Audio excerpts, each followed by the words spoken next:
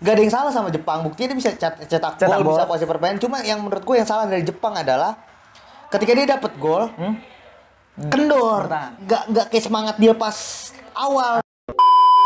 Ya akhirnya si Jepang dihukum dan kemarin Modric lagi luar biasa. Modric lagi gila banget. Itu percobaan Modric yang itu yang di poli ya. Iya, itu juga bagus banget tuh.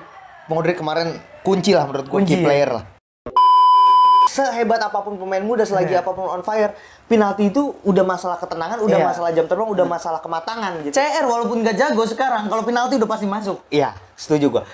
Cristiano Ronaldo nih nggak bisa cetak gol emang, maksudnya sulit gitu cetak gol segala macam. Tapi ketika adu penalti pasti kalau Ronaldo nendang. Iya pasti. Kenapa nggak dia taruh sekalian yang nggak punya otak ya? Iya, kalau mau taruh nih, kalau emang mau aneh, taruh pemain yang bener-bener aneh gitu ya kan. Inaki William, William tuh ya. Tendang, suruh tendang. Balik lagi di Kong Media. Kali ini Anda sedang menyaksikan Kong ke Qatar. Des.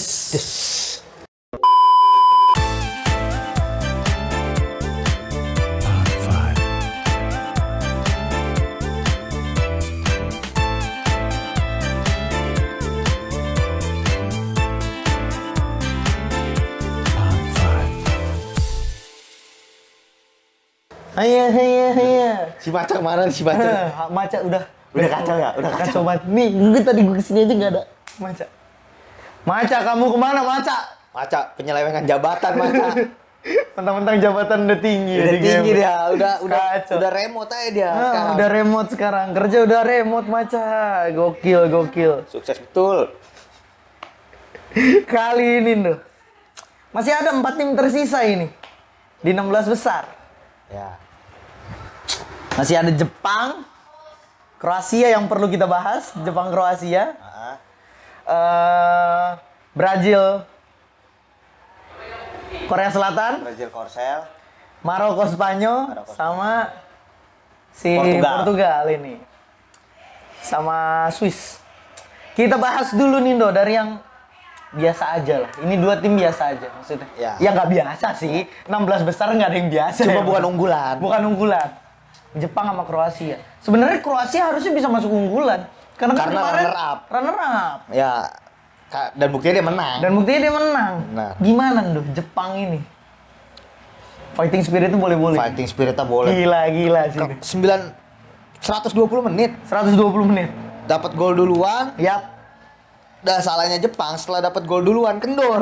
Kendor. Susunan pemain Jepang nggak jauh beda lah. Tomiyasu paling dipasang ya kan depan. Tapi Maeda depan. Maeda belum dan bench lagi ya. Doan main bagus selalu lah, Doan stabil lah ya kan. Maksudnya gak ada yang salah sama Jepang. Buktinya dia bisa cetak gol, bisa kuasai permainan. Cuma yang menurut gue yang salah dari Jepang adalah ketika dia dapat gol, kendor. Nggak kayak semangat dia pas awal tuh, pas lah. Tapi kan itu banyak klub besar rata-rata seperti itu loh. Mainnya kayak begitu juga biasanya. Ketika udah dapat gol nurunin Arsenal, Real Madrid. Stylenya kan kayak gitu. Iya, kecuali ada beberapa yang enggak juga kan, Manchester City enggak, tapi ya klub-klub besar udah pakai itulah sekarang. Tapi menurut gua kan gua bilang ketika lu lebih banyak bertahan gini. Lu dapat gol di menit-menit pertengahan awal gitu ya.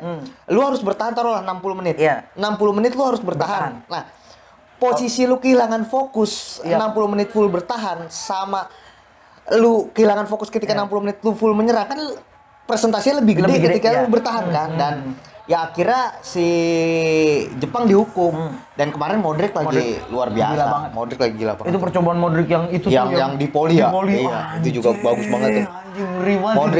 Modric kemarin kunci lah menurut gue, key player lah. Kroasianya tuh.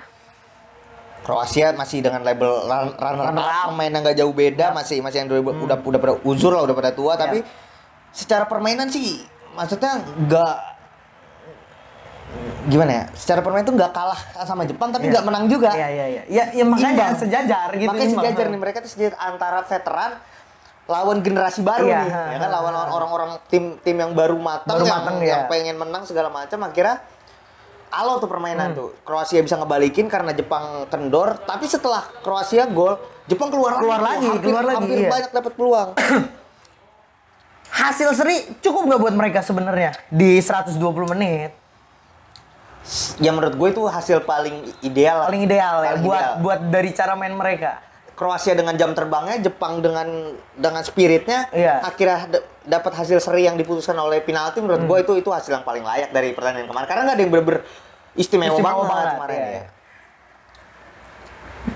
Penalti nih. Penalti mental udah. Kenapa ndo Jepang kolang kabut? Gue ngerasa Jepang ini nggak ngelatih penalti. Iya. Mungkin latihan tapi nggak yang difokusin. Iya, nggak difokusin ya. Dan menurut gue untuk tim yang baru tumbuh malah lebih bagus kayak gini karena Piala Dunia bukan event yang seumur hidup sekali, tapi Piala Dunia kan event yang ada setiap 4 tahun sekali. Jadi ketika lu tim yang masih berkembang, masih tumbuh, udah fokusnya menang adu penalti, menurut gue lu akan kehilangan rusak lu ya. Sisi-sisi permainan dari segi lain gitu, dari segi passing, dari segi shooting. Lebih baik latih itu penalti. Itu harus dilatih, tapi nanti gitu, bukan tim-tim baru. Termasuk jam terbang juga nggak sih itu? Sangat terbukti Kroasia ya, jauh ya maksudnya dari adu penalti jauh ya. Jauh. Dari cara nendang, ketenangan. Gini, kalau lu perhatiin pemain Jepang peluit ditiup langsung nendang. Kalau pemain Kroasia jeda dulu, agak jeda berapa detik. Napas dulu, tarik napas biasanya kan matanya fokus dulu, baru tendang. Nah, kalau pemain Jepang langsung ancang-ancang ya, dan ya itu nggak bisa dilatih menurut gue, itu nggak bisa dilatih dari latihan atau nggak bisa dilatih dari skema karena penalti nggak ada skema kan. Tapi itu bener-bener yang ngelatih itu adalah jam terbang. Ketika lu udah terbiasa dengan tekanan yang gila, namanya Piala Dunia kan tekanannya gila. Ya Kroasia udah membuktikan di tahun lalu runner up ya. Dan adu penalti juga kan masuk final. Dan terbukti menang di penalti. Ya itu mungkin ya, kalau kalah di sini Jepang tuh mental. Kalah di mental. Udah Jepang terlalu tegang mungkin gua ngerasa. Iya. Kedewasaan penting banget nih. Sangat. Kalau menurut gua jangan pernah ngasih tendang penalti pemain muda menurut gua. Itu Spanyol akhirnya kan. Nanti kita bahas sampai situ. Menurut gue sehebat apapun pemain muda, selagi apapun on fire, penalti itu udah masalah ketenangan, udah masalah jam terbang, udah masalah kematangan gitu. CR walaupun gak jago sekarang, kalau penalti udah pasti masuk. Iya, setuju gua. Cristiano Ronaldo nih nggak bisa cetak gol emang, maksudnya sulit gitu cetak gol segala macam. Tapi ketika adu penalti pasti kalau Ronaldo nendang. Iya, pasti. Karena gini, misalnya siapa yang lagi jago gitu pemain A gitu, misalnya pemain si A penalti nih, itu penalti Piala Dunia pertamanya dia akan ngelantur juga. Tapi kalau Ronaldo ya, gue udah biasa nendang penalti di final apapun. Berapa ratus kali nih gue penalti dia ya kan. Iya sih, benar. Berarti jam terbang ya. Jepang sebenarnya nggak kalah ya. Nggak kalah. Tapi Jepang kalah pulang dengan bangga lah. Pulang dengan bangga. Jepang pulang. Ya walaupun kalau tim Asia emang pulang dengan bangga. Pulang dengan bangga. Walaupun ya loser is still loser gitu ya. Pecundang ya lu sekali pecundang ya lu kalah lu pecundang. Tapi menurut gue ya lu pecundang yang keren aja. Iya. Ya ibaratnya gembel paling keren. Iya. Karena cuma ada satu pemenang, yang lain pecundang kan. Pada akhirnya kan kenyataan pahitnya kayak gitu. Iya. Pemenang tuh cuma satu. Nggak ada pemenang banyak gitu. Pemenang gua juara 2, itu bukan pemenang. Lo pecundang pertama berarti. Iya, pecundang pertama. Juara 3 pecundang kedua. Iya, nggak ada pemenang cuma satu. Pecundang. Ini Asia juga. Wakil Asia juga. Pertandingan selanjutnya ini adalah ini sih babak belur ya. Babak belur abis bonyok ini. Bonyok ini. Dan udah diprediksi semua orang. Iya. Brazil melawan Korea. Pertandingan gimana menurut lu? Ya gimana ya, Korea kerja keras nih, tapi levelnya terlalu jauh kayak anak SD lawan anak SMA gitu. Iya kan? Dan Neymar sekarang main lagi. Neymar main bagus. Vinicius gak kebendung. Gila itu. Apa yang salah tuh dengan Korea ini? Gak ada yang salah dari Korea. Cuma memang gini, salah ketemu Brazil. Sepak bola yang lahir ribuan tahun lalu mungkin ya, sama sepak bola yang baru lahir mungkin puluhan tahun lalu gitu. Saya lahir tuh berkembang gitu ya. Sepak bolanya berkembang, baru tumbuh, sistematis ya, baru kenal taktik segala macam puluhan tahun dengan ribuan tahun. Jelas jauh kalah ya. Ya kan jauh kalah, apalagi Brazil mentalitas juaranya tahun ini cukup tinggi gitu menurut gue ya. Memang sudah terlalu lama gitu Brazil istirahat gitu menurut gua. 20 tahun. 20 tahun. Terakhir 2002 kan? Ya, 2002. Sudah terlalu lama Brazil istirahat gitu memang Brazil udah ambisi juaranya. Ya udah haus Udah haus piala. Pemegang piala terbanyak. Terakhir juara 2002. 2002 udah terlalu lama lah. Ya udah terlalu lama buat Brazil. Main ya. Cakep banget lagi anjing. Cakep banget. Bangsat. Nggak hampir nggak ada celah ya. Hampir nggak ada celah. Hampir nggak ada celah. Gua ngerasa di sini Vinicius gila keluar banget. Keluar banget. Vinicius. Richarlison boleh-boleh. Richarlison bagus. Iya, boleh-boleh. Yang menurut gue yang jelek dari Brazil kemarin cuma satu, Raphinha. Raphinha. Semua cetak gol, dia nggak cetak gol. Peluang sama banyak. Bukan berarti tapi parameter bagus bukan dari gol ya, tapi created chance dia nggak banyak. Tapi dibuatin sama tim yang mewahnya itu kan dibuatin created chance. Iya, harusnya bisa. Harusnya mah bisa, tapi ternyata ya nggak. Kalau misalnya menurut gue di 8 besar nanti kayaknya harusnya ganti. Tite harus coba sih geser Raphinha dengan Antony kali ya. Antony atau Rodrigo juga. Rodrigo juga bagus. Bagus banget Rodrigo tuh. Bangsat Rodrigo tapi di Madrid cadangan. Nggak dapet tempat. Ada Valverde soalnya. Ada Valverde, ada Benzema, ada Vinicius kan bingung juga mau ganti siapa. Rodrigo tapi juga bagus ya. Bagus banget. Itu yang gol Casemiro yang di Poli kan. Iya. Real Madrid koneksi itu. Vinicius ke Rodrigo ke Casemiro. Yang di kemarin kan pertandingan sebelum ini. Gue suka banget skema nih sekarang. Gue suka banget skemanya yang si Richarlison nyundul dulu tuh. Gue suka banget, cakep banget, rapi banget. Sama golnya Paketa yang di chip Vinicius tuh. Iya anjing, bisa. Vinicius juga golnya bagus banget anjing, ditaruh bangsat bolanya. Iya. Kacau, padahal rame banget dan bener-bener kalau lu nggak tenang pasti ketutup itu. Pasti di syuting keras itu ya udah. Gua pasti yakin tuh kalau ada di posisi Vinicius gua tendang sekenceng-kenceng itu. Lu bisa nendang sampai merem tuh. Iya anjing. Ditaruh boleh Vinicius tuh. Jago kelas Brazil tuh. Ini nggak ada catatan apa-apa ya dari Brazil. Menurut gua man of the match Brazil Korea Selatan ada 2 sih. Siapa? Vinicius sama Casemiro. Casemiro mungkin man of the match bukan man of the match, justru best player Brazil sejauh ini. Casemiro. Sampai sekarang Casemiro karena nggak pernah main jelek. Sejauh ini nggak pernah main jelek Casemiro. Tapi nggak begitu kelihatan ya. Itulah Casemiro gitu maksudnya.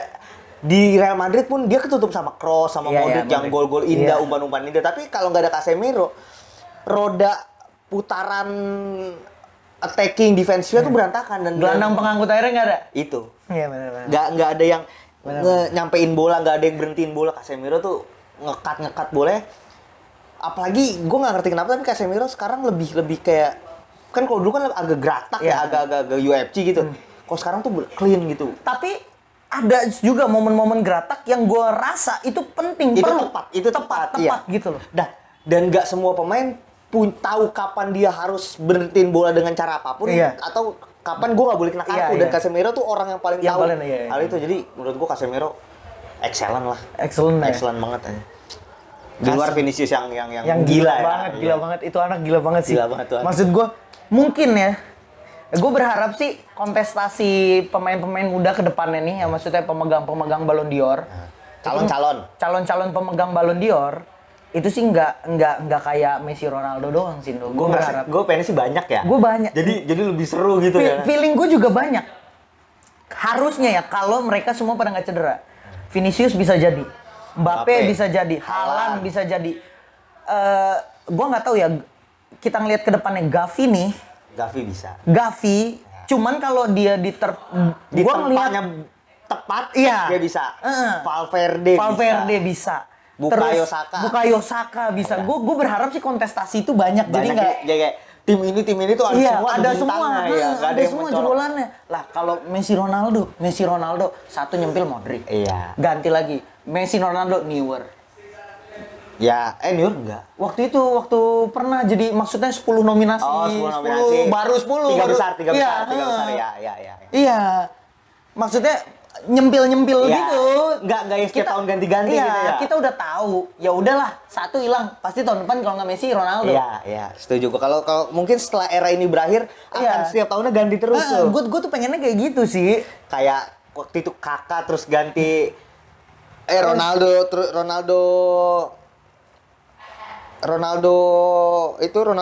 Brazil. Inter. Ya, Ronaldo Brazil. Terus ganti lagi ke Kakak, terus ganti lagi ke Robinho setahu gue pernah nyabet Ballon d'Or ya? Robinho ya? Iya, Shevchenko sama kayaknya iya Robinho waktu di AC Milan sih setahu gue. Robinho ya? Iya kayaknya deh. Pokoknya sebelum era Ronaldo Messi, ya pokoknya ganti-ganti terus orangnya dan nggak pernah ada yang maruk kayak Messi Ronaldo gitu. Iya, nggak ada yang sampai 5-7 ya kan? Itu ya gue sih berharap sih seperti itu ya ke depannya dengan bintang-bintang muda ini ya. Dan kalau orang banyak bilang Vinicius nggak lebih milih Mbappe daripada Vinicius, menurut gua mereka berdua kalau setara sih, nggak kayak Real Madrid nggak dapat Mbappe, ya udahlah pengganti Vinicius. Menurut gua Vinicius bukan pengganti, emang udah sekelasan. Memang udah kelasnya ya. Lu kalau nggak ada Mbappe ya Vinicius bukan penggantinya Mbappe, tapi mereka ada di level yang sama menurut gua. Level top yang sama gitu. Ya sama aja kayak Mbappe kalau lu bandingin sama Haaland, Mbappe lah jauh lebih enggak Mbappe bisa kayak gitu di Prancis menurut gua. Dia jago, itu kita setuju semua. Tapi lihat dong yang nyokong dia siapa. Supportnya siapa? Itu Haaland kenapa nggak muncul di Piala Dunia? Lu lihat Norwegia sih. Iya. Lolos aja kagak. Pemainnya siapa gitu loh. Jadi sepak bola itu balik lagi bukan tentang satu orang. Ronaldo, Messi bisa kayak gitu ya karena dia punya Messi di belakangnya ada Xavi Iniesta, Ronaldo di belakangnya ada Kroos sama Modric gitu. Maksud gua sepak bola nggak bisa yang kayak satu pemain. Tapi keseluruhannya untuk dia bisa jadi pemain bintang siapa gitu. Iya, benar. Itulah yang gua harap lah ke depan era ini udah selesai. Udahlah. Udah cukup lah era ini. Cukup era ini kayaknya udahlah, udah top-topnya lah, udah peak-peaknya. Udah puncaknya ya. Waktunya turun, grafik aja turun kalau di atas. Iya, ya lu lihat aja tuh. Nanti kita bahas Portugal tanpa Ronaldo. Ini loh, pertandingan ketiga ini loh. Anak muda ya kan pada. Yang paling tua siapa sih? Busquets ya di Spanyol. Yang senior tuh Busquets. Morata. Asensio udah ikut tahun lalu.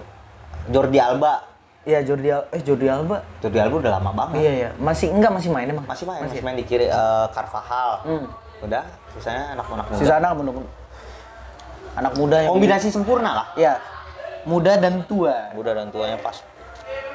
Maroko bisa menekuk Spanyol di 16 besar. Spanyol harus pulang. Unggulan banyak orang. Yang ketemu Costa Rica 7-0. Tanpa celah. Ini kenapa Indo bisa kalah? Gue sih udah gue prediksi. Kalau yang itu yang Komedia pasti tahu. Iya, episode kemarin ya. Gue bilang Maroko pasti masuk. Maroko pasti masuk. Pasti masuk Maroko. Kenapa lu bisa pede banget? Karena gue nontonin Piala Dunia kan dari awal dan gue ngelihat Spanyol main bagus. Tapi dari 7-0 main bagus banget tanpa celah. 7-0 tanpa celah mereka. Turun. 0-0. Jerman 1-1. Menang lagi 1-1 ya. Tapi turun tuh dari Jerman 1-1 karena lawannya Jerman. Iya. Turun lagi tuh performanya kalah sama Jepang. Jangan kalah sama Jepang. Iya kan? Dia kalah. Bukan nama. Kok kalah sama Jepang? Bukan dong. Dia kan lawan Costa Rica 7-0. Jepang kalah sama Costa Rica. Iya. Senegal ya? Bukan. Aduh, iya kayaknya Jepang. Jerman kalah sama Jepang. Iya, Jepang. Ya kan? Iya. Terus dia ngalahin Spanyol juga. Iya, enggak. Iya, oh iya, pemuncak. Dia 7 poin. Iya, Jepang pemuncak soalnya. 7 poin apa 6 poin? 6 poin Jepang. Kalah sama Costa Rica ya? Kalah sama Costa Rica tuh. Ya lu pantes lah kalau lu pikir di bawahnya ada Spanyol, Jerman, Jepang paling atas ya karena dia ngalahin Spanyol sama Jerman. Alasannya sesederhana itu ya kan. Spanyol grafiknya turun tuh. Menang. Seri. Kalah. Ya, seharusnya kalau secara walaupun sepak bola nggak bisa dimatematikaiin ya, tapi kan secara grafik lu tahu nih. Turun, seri, turun lagi kalah, turun lagi pulang. Tapi kan harusnya bisa turun, naik gitu. Bisa juga kan? Tapi gini, untuk sepak bola yang jedanya cuma 2 hari 3 hari, lu kalah sama Jepang, pilihannya cuma dua, bangkit atau pulang kan. Dan Spanyol nggak bisa bangkit, akhirnya dia pulang. Kalau menurut gue Spanyol beruntung, Bos. Beruntung. Kalahnya lewat penalti. Harusnya dia kalah 90 menit. Kalah 90. Harusnya Spanyol kalah. Kenapa lu bisa bilang kayak gitu? Dari permainannya? Pertama Maroko nih ya. Iya, Maroko. Maroko kita tahu lah dominan sisi kanan. Ada Ziyech sama Hakimi. Iya. Selalu roda serangan dari Tapi sisi jangan kanan. heran, kirinya juga gila juga. Kirinya juga gila si Mazraoui sama Iya. si ada depan. Aduh, ini lo namanya. Ya adalah itulah yang agak kekar. Iya, agak kekar Ya. orangnya. Sama itu kredit poin lawan Spanyol si gelandang yang botak tuh si Iya, Amat Srui. Iya, yang itu kayaknya udah senior ya? Senior ya. Itu bagus banget kemarin tuh dia udah kelas dunia itu dia. Permainannya udah kelas dunia itu. Nggak kalah sama Casemiro ya? Nggak kalah sama Casemiro untuk game tadi Untuk game kemarin. kemarin, Gila ya. kata gue nih orang siapa nih? Ini gue ngerasa solid banget. Kalau dari pertandingan menurut lu kenapa? Apa yang salah? Kenapa lu bisa bilang 90 menit harusnya dia kalah nih? Pertama Spanyol mikirnya menurut gue ya Spanyol pertama ngeremehin. Ngeremehin. Iya. Itu kalau lu perhatiin Spanyol ngeremehin. Banyak gerakan nggak perlu, banyak delay nggak perlu, Iya. banyak spekulasi boleh, tapi nggak semua momentum lu spekulasiin gitu. Iya. Ada perlu bola-bola pasti. Mungkin karena lawan Maroko mereka Spanyol mikir udah gue serang gue buat lagi, gue serang. Ferran Torres nggak kelihatan, ya kan. Iya. Asensio oke lah, Soso lah, ya kan. Ferran Torres nggak kelihatan.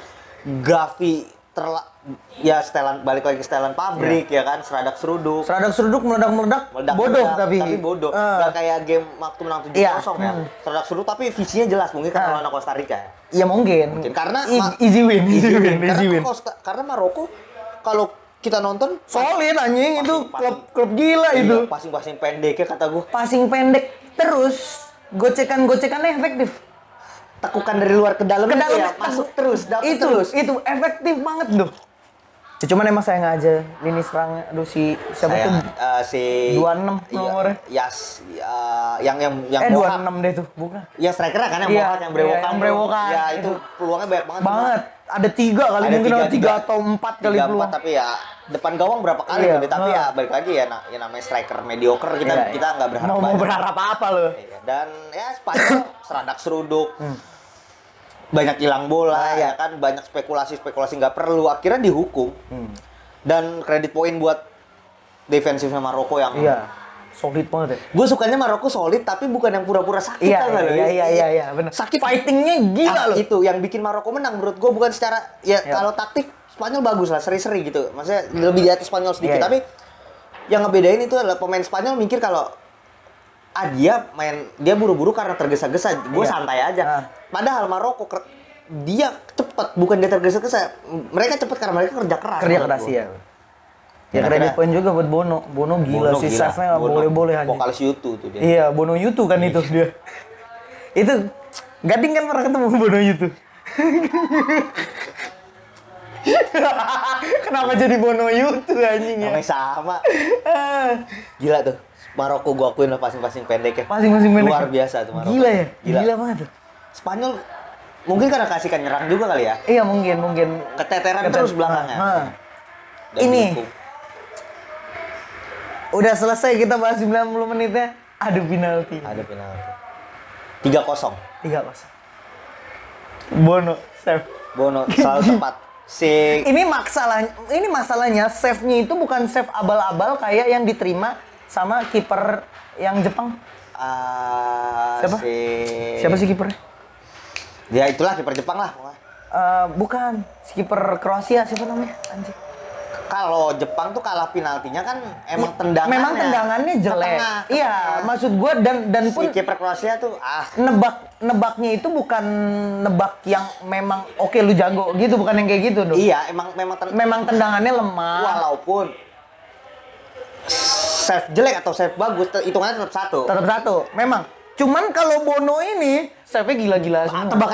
Tebakannya benar. Ya. Dan bola tuh kenceng semua. Maksudnya bukan bola abal-abal. Bukan bola ke tengah, bola ke pojok ya.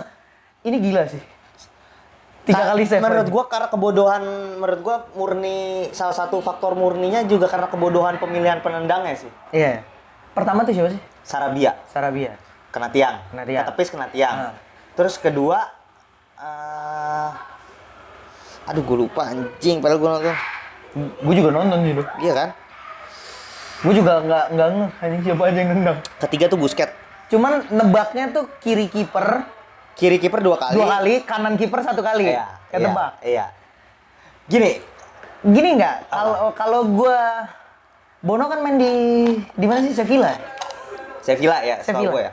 Apa mungkin Bono udah tahu style nendang para pemain Spanyol? Kalau menurut gue Bono save karena lu perhatiin ya, kalau Bono mau nge-save loncat dulu ke kanan ke kiri. Kalau dia mau ke kiri loncat dulu ke kiri. Ya kan kebalik dulu kan. Tatat gitu. Dan menurut gue ya kesalahannya sebenarnya di luar Bono save bagus ya. Menurut gue fatalnya adalah di pendang pertama. Iya, nurunin mental. Sarabia nggak masuk. Pendang pertama Sarabia nggak masuk. Bono makin pede nih dengan gaya loncatan dia ya kan. Penendang kedua dia lakuin lagi nggak masuk. Bono makin pede. Pendang ketiga Busquets mikir dia 2 kali save kanan dapet nih. Gue nendang berarti ke kiri. Bono mikir apa yang dipikirin Busquets. Menurut gue di sini si Busquets kalah perang mental sama Bono. Menurut gue. Maca, habis dari mana? Dari mana, Cak? Hah? Dari mana, Cak itu? Hah? Oh, anjing nih, 4Q mulu anjing lu. Gila, ngopi terus lu sekarang lu. Kacau. Itu sih. Berarti memang mental ya? Kalah mental Busquets sama Bono tuh. Kalah. Perang mental tuh dia. Perang mental ya. Ini Dan kalau lu perhatiin pas Busquets mau nendang, dia udah fokus nih. Peluit ditiup, matanya lari lagi. Iya. Dia kan kalau biasa pemain bola kan tapi macam-macam gayanya. Tapi gue tahu kayak gue nonton sama bocah tuh. Gue bilang, "Gak pede nih orang nih, gak masuk nih," kata gue. Dan bener, gak masuk kan Busquets. Karena matanya lari-lari, dia udah ya fokusnya udah nggak ada, fokusnya udah kayak karena pikiran dia gue harus gini. Fokus Busquets mikirnya gue harus cetak gol, bukan gue mau nendang kemana. Bukan kalau gue nendang ke kiri, bolanya kirinya yang mana. Udah nggak detail gitu, tapi kayak gue harus cetak gol. Ya itu dimakan sama Bono. Dan yang paling bodoh adalah Enrique. Kenapa lu gini loh? Pendangnya itu padahal ada seniornya maksud gua yang lebih kuat ya. Maksud gua penendang itu biasanya nendang itu back tengah.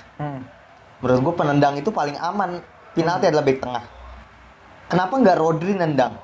Ya kan? Atau Laporte nendang ya kan? Karena mereka terbiasa dengan tendangan pasti gitu. Back tengah itu kan clearance. Dia nggak akan taruh bola ke ujung gaya-gayaan gitu. Kayak back tengah. Kedua penyerang atau top score kalau ada di tim. Ada Morata kan? Dia haus kan? Karena dia pedenya, dia punya pede. Dia bisa cetak gol banyak ya kan. Apalagi kalau udah ada yang dari sebelum game-game di grup ada yang gol dari penalti, kenapa dia nggak diambil ya? Itu lebih masuk akal menurut karena mereka udah punya pengalaman dan kepercayaan dirinya masing-masing. Ini nendang Sarabia yang baru main game itu dimasukin terakhir kan sebelumnya nggak main kan? Tendang nggak masuk dan sebelum itu kan tendangannya kena tiang ya kan. Dan maksud gua pemilihan penendangnya tuh agak dipertanyakan gitu ya. Kalau Maroko kan jelas. Hakimi tendang. Ziyech tendang. Udah pasti. Dia udah nggak mau macam-macam. Pemain bintang harus nendang ya kan. Hakimi nendang, Ziyech nendang. Udah habis pemain bintang back tengah. Kapten. Iya kan maksud gua dari pemilihan kayak gitu ada apa sih sama Spanyol gitu maksud gua. Harusnya dia udah tahu tuh harusnya nendang nih orang-orang yang udah pasti. Iya, yang udah pasti. Sarabia menurut gue ya kayak Sarabia kayak pendang keduanya tuh gue lupa lah. Jordi Alba kalau nggak salah. Jordi Alba kalau nggak salah. Kenapa nggak dia taruh sekalian yang nggak punya otak ya? Iya, kalau mau taruh kalau emang mau aneh taruh pemain yang bener-bener aneh gitu ya kan. Inaki William, William tuh ya.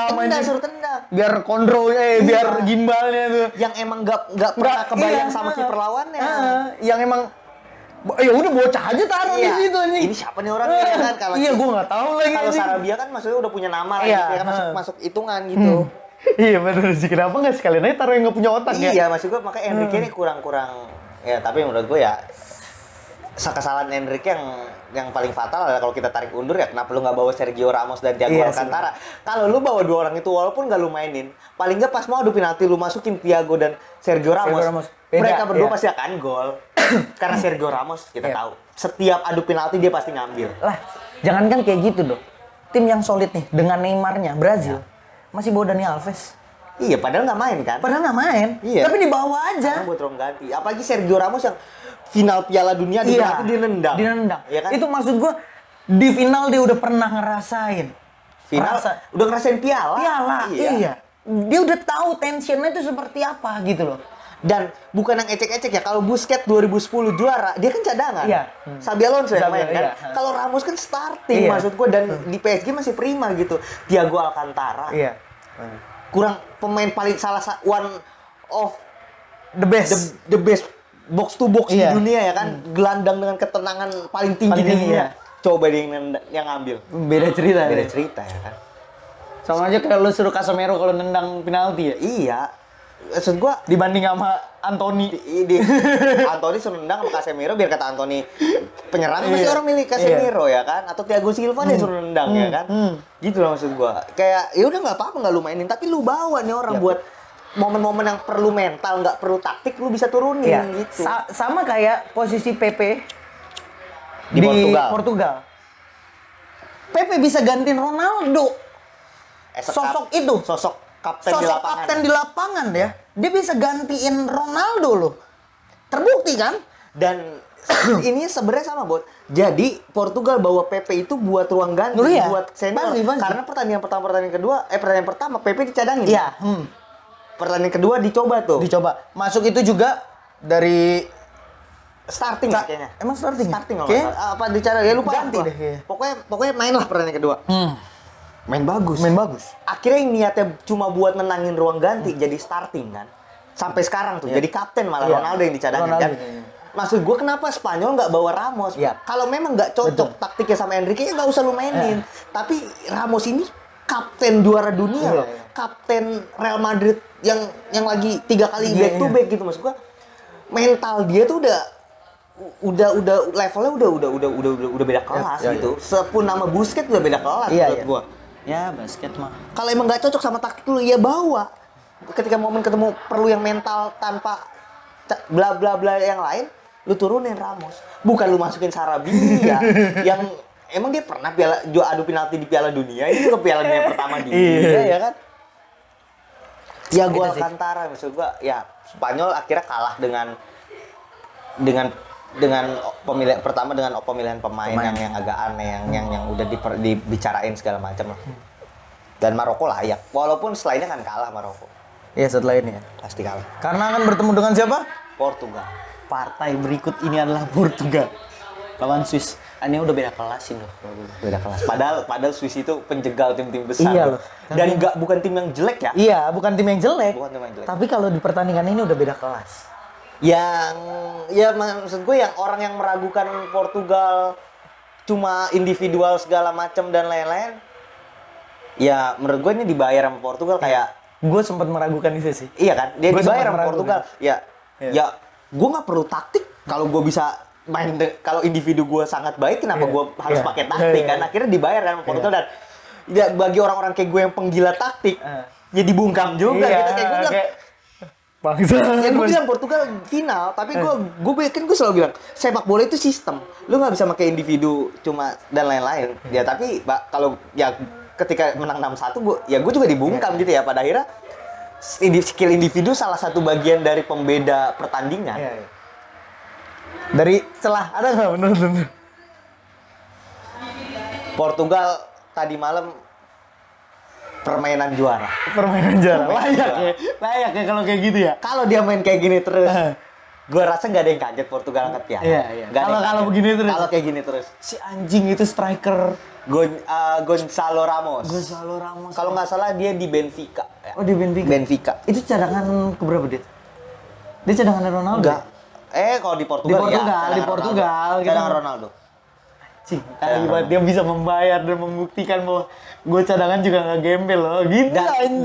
Dan hat-tricknya nggak golnya bukan gol beruntung ya? Bukan gol nemu, bener. Bukan gol nemu anjing. Gol yang kalau gol kedua emang free lah ya kan, kebuka gitu. Gol pertama kan murni shooting keras dia kan. Gila kecepatannya 63 km per jam anjing.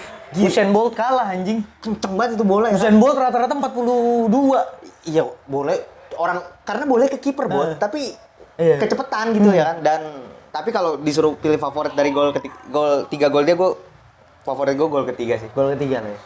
Yang dicip tenang banget ya. Tenang banget anjing. Kualitas. Itu dari kanan kan, dia dari kanan. Ya. Nyucup, perupas, dicip.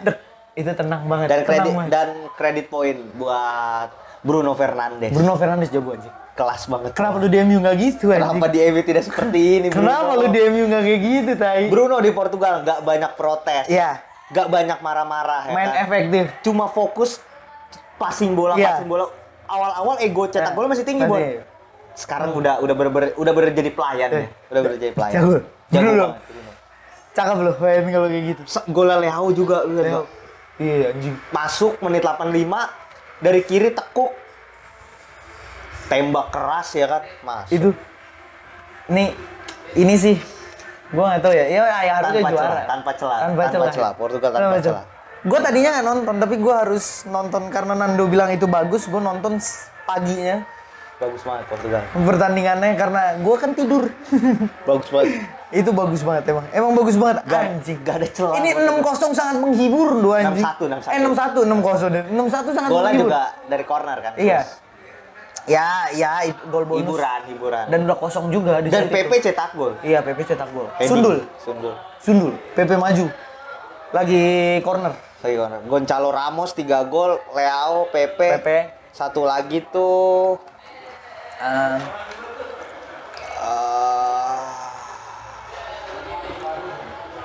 aduh gue lupa. Kayaknya enggak deh. 3 PP, Leao. Yes. 3 strikernya. PP, Leo. Rafael Guerrero. Itu ya kelas juga sih. Ya kelas lah, semalam tuh udah permainan juara lah, udah membuktikan itu. Belanda Portugal sih final gua. Yakin banget gua Belanda Portugal final. Kalau Belanda Brazil seumpama nih Brazil ketemu sama Portugal. Kalau Portugal main kayak semalam masih lewat. Brazil bagus banget ya, yang melawan Korea bagus banget. Tapi Portugal gak ada celah. Gue tuh suka banget golnya Richarlison aja. Ya. Di Brazil. Iya sih. Kalau gue suka golnya Paqueta yang dicip Vinicius tuh. Tapi gini, kalau Brazil tuh maksudnya istimewa gitu ya, mainnya hebat, tapi masih ada celah gitu, masih kelihatan bolong. Kalau Portugal tuh enggak. Bener-bener. Pemain Swiss enggak. Gue rasa pemainnya juga Swissnya juga bingung gitu. Iya, ya mau ngapain gue anjing. Sama kalau ya analisa gue nih ya, terserah percaya atau enggak. Kalau lo tau pemain Portugal nomor 25 namanya Otavio. Sekarang dia main di Porto kalau nggak salah, apa di Sporting Lisbon, gue lupa ya kan. Otavio namanya. Setelah Piala Dunia berakhir akan jadi buruan panas. Otavio. Dia jadi kan tengahnya kan William Carvalho, Ruben Neves dicadangin, Bernardo, Otavio kan. Karena Bruno digeser ke atas. Ya. Gue juga awalnya kenapa gue bilang lu punya Ruben Neves di bench ya kan, kenapa lu mainin Otavio atau lu punya Danilo Pereira dan walaupun gelandang pengangkut air ya, tapi maksud gue lu punya di bench lu mewah nih, ada Vitinha ya kan, ada Vitinha juga bagus ya kan di PSG juga. Mainin Otavio pas gue nonton kemarin Otavio, jadi Otavio itu in out gitu, kadang starting kadang enggak. Kemarin Otavio gue nonton cakep tuh ya.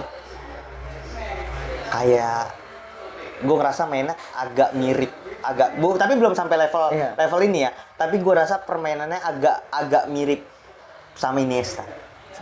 Kalau kemarin gaya mainnya agak mirip sama Iniesta. Kata gue nih orang siapa kok rapi banget mainnya ya kan. Ada Otavio namanya 25 nomornya.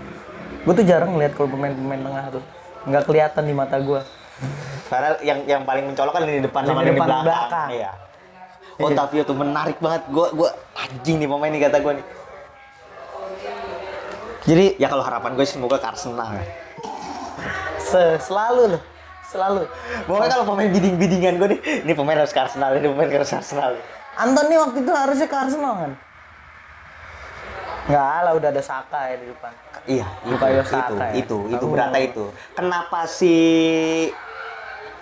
kayak misalnya si Gakpo ke Arsenal gitu agak berat. Soalnya ada Gabje sama kalau digeser ke kiri juga ada Martinelli. Kan, makanya iya. gitu.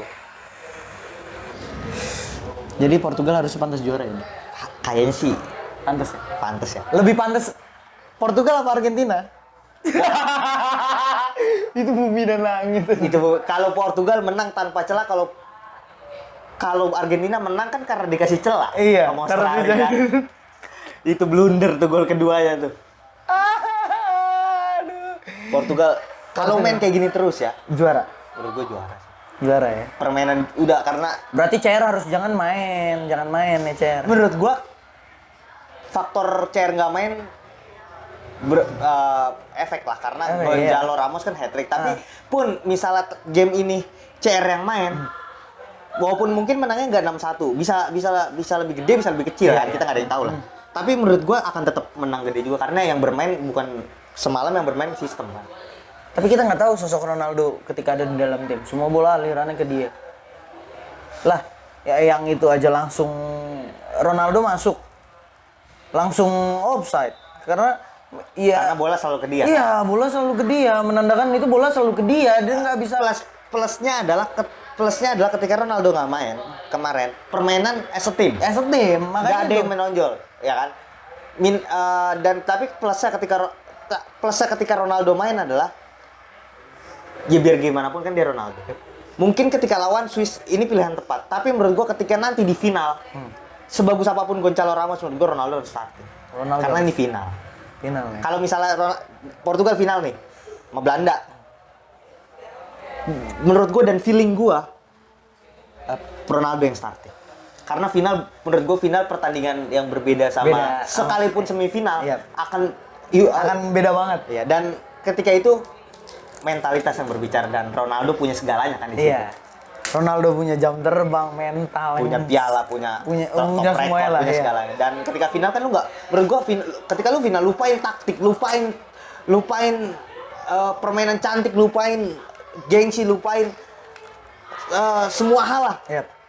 Fokus di lapangan sepersekian detik lu harus ngapain? Iya. Nggak pegang bola lu harus ngapain? Nggak pegang bola lu harus kemana? Iya. Final ya kayak gitu menurut gua. Lu lemah sedikit, lu jadi bulan-bulan lawan. Habis lu. Dan Ronaldo menurut gua karena Gonzalo Ramos mungkin main bagus.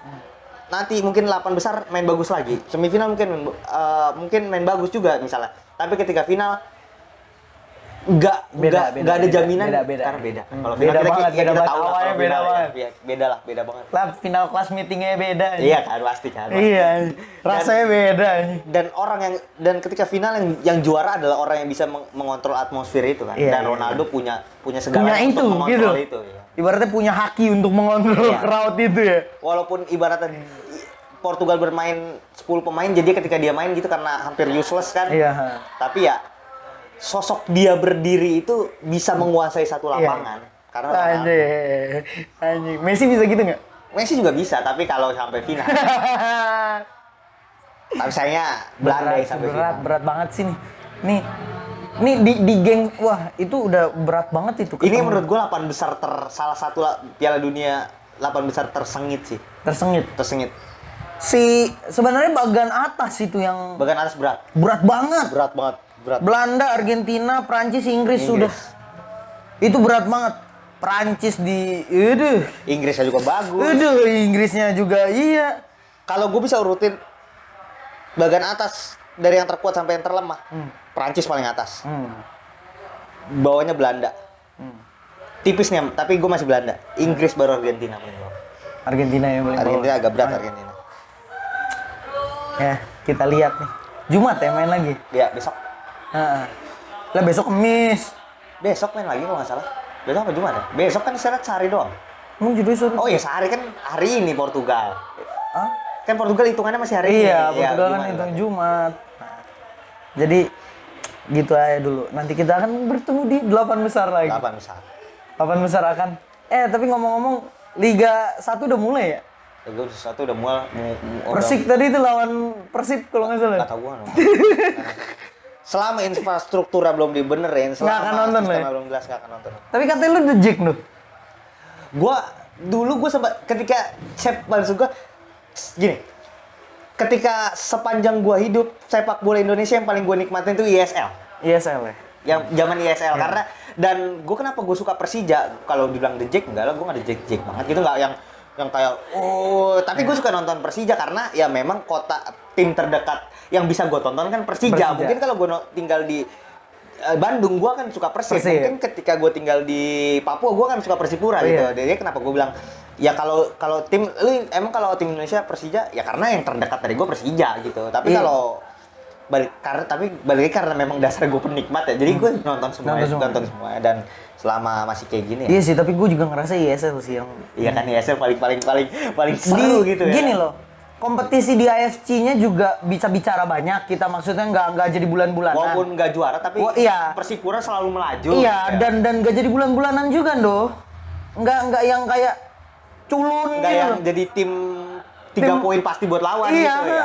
Nggak yang kayak gitu. Ngelawan juga Persipura, terus Arema di saat itu juga oke juga ya. Mulai runtuh itu ketika ISL kebagi 2 kan? Iya, ISL kan? Sama Indonesia Premier League. Iya itu yang anjing yang itu. kebagi 2 Persema.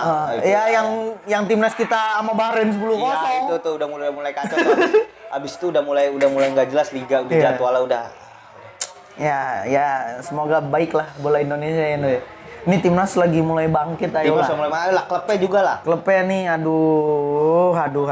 Lapangan dong dibenerin, infrastruktur. Tapi sekarang sih udah mulai pada punya stadion masing-masing dan udah mulai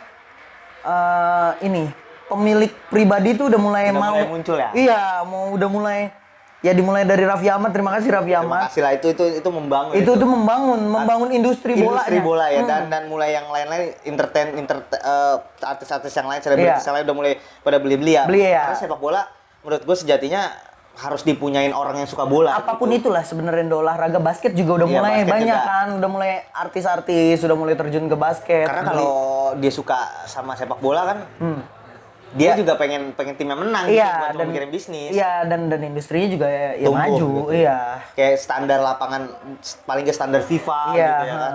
Ya udah banyak kalau lapangan, maksudnya udah banyak tumbuh mulai Rans aja bikin training camp kan udah udah punya tempat gym sendiri, udah punya latihan sendiri, lapangan. Ya menurut gue ya sepak bola itu bukan sesuatu yang bisa dibangun instan kan. Jadi ya selama jalurnya bener ya sabar aja gitu. Mungkin 20-30 tahun lagi kita bisa berbicara banyak kan.